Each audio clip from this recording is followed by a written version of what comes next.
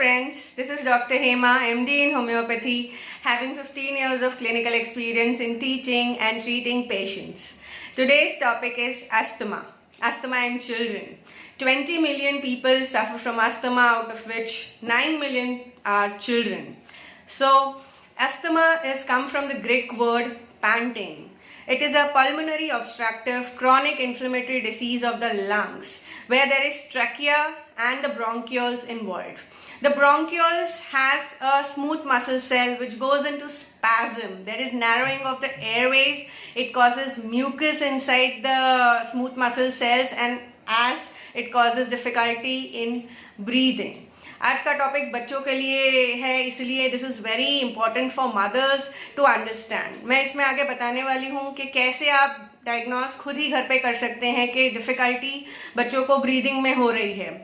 पहले हम समझेंगे कि अस्थमा में क्या होता है. Asthma there is a problem in the lungs जो है, जो हमारे ब्रीदिंग के लिए बहुत इंपॉर्टेंट है, इनहेलेशन एंड एक्सहेलेशन. सो इसमें काफ़ी इम्यून सिस्टम इन्वॉल्व है जिसमें इंटरल्यूकिन 4 एंड इंटरल्यूकिन 5 जैसे TH2 सेल्स होते हैं जिससे डेंड्राइटिक सेल्स होते हैं and then it produce cytokines has this 2 interleukin 4 and interleukin 5 IL4 and IL5. IL4 जो होता है उसको हम बोलते हैं टाइप 1 हाइपर सेंसिटिविटी रिएक्शन, जो मैक्सिमम होता है जो एलर्जीज में और एलर्जेंस में होता है, जिसमें there is antibody development and histamines, leukotrienes and prostaglandins are the involvement. And IL5 जो होता है इसमें मेजर इओसिनोफिल्स होता है. तो वेरियस इन्वेस्टिगेशंस हम करते हैं जब पेशेंट्स हमारे पास अस्थमा के आते हैं, जिनको हम बोलते हैं कि एक्सरे चेस्ट कराइए आप, या फिर IgE लेवल्स चेक करिए, या और इओसिनोफिल्स लेवल चेक करिए, जिससे हमें पता चलता है कि कितना इन्फ्लेमेशन लंग्स में है.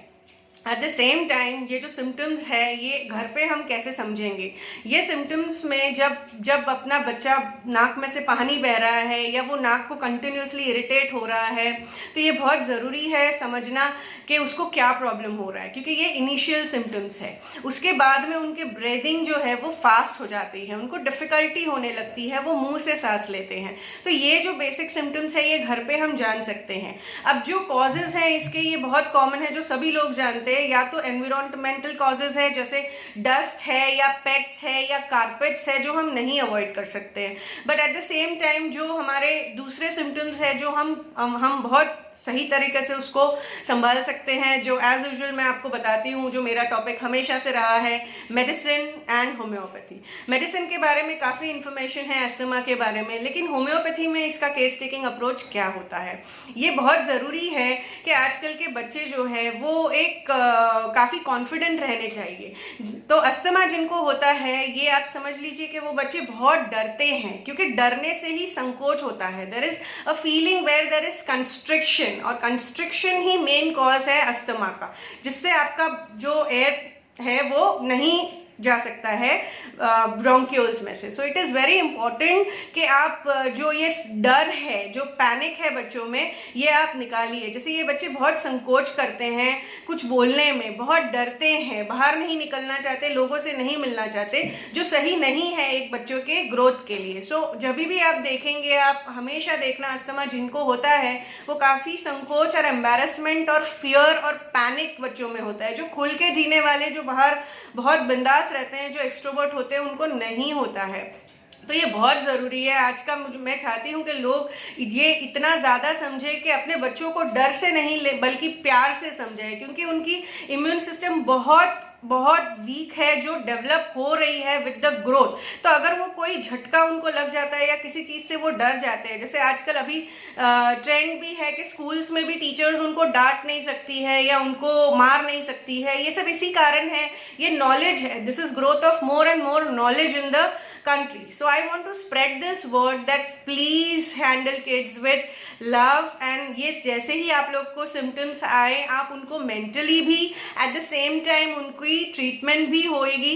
और जैसे होम्योपैथी में इसके रूट कॉज को पहचाना जाता है, केस हिस्ट्री में हम हमेशा जानते हैं कि जब भी बच्चा डर जाता है या कोई चीज़ का डर या कोई चीज़ से वो जैसे उनको डांट दी जाती है या उनके लाइफ में कोई इंसिडेंट हो जाता है, तो वो उनके जो ब्रांक्यूल्स है, जो उनके लंग्स हैं, वो श्रिंक करने लगते हैं, उनके सेल्स जो है वो म्यूकस सेक्रीट करते हैं। जैसे म्यूकस सेक्रीट करते हैं, there is narrowing of the wind pipes.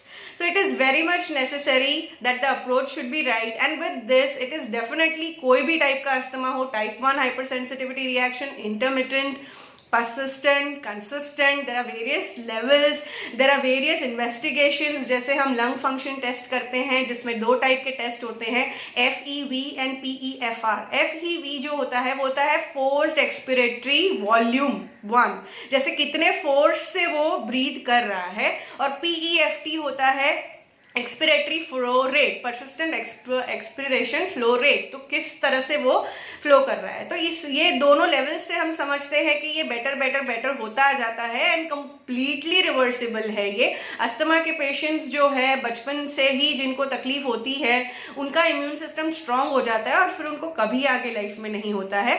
तो you have to make the approach also different and help your kids at the right time. And as I have seen, homeopathy बच्चों को बहुत पसंद है, तो मुझे वो चीज़ तो बहुत पसंद है कि जैसे बच्चे बहुत खुशी खुशी आते हैं, मेडिसिन लेते हैं and they want to come back, but the main aim is to give the best results to my little kids whoever comes to me. And मेरे जो भी आपके जो और क्वेरीज भी होंगे इससे रिलेटेड, तो आप मुझे ईमेल कर सकते हैं या व्हाट्सएप कर सकते हैं मेरे नंबर पे जो स्क्रीन पे फ्लैश हो रहा है.